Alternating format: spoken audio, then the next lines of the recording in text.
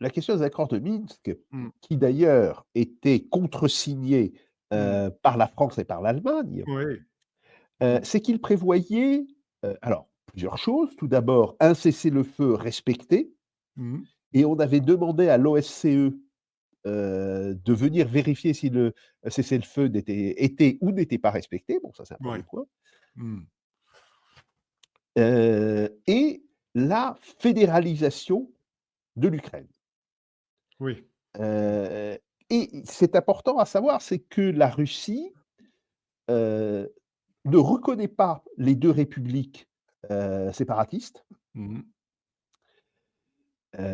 et elle maintient, la fiction en réalité, Mmh. que ces républiques, font toujours partie de l'Ukraine.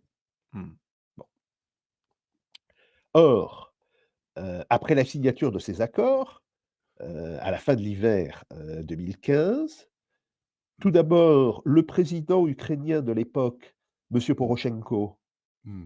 rentre à Kiev et dit: «Il n'est pas question de fédéraliser le pays». Mmh.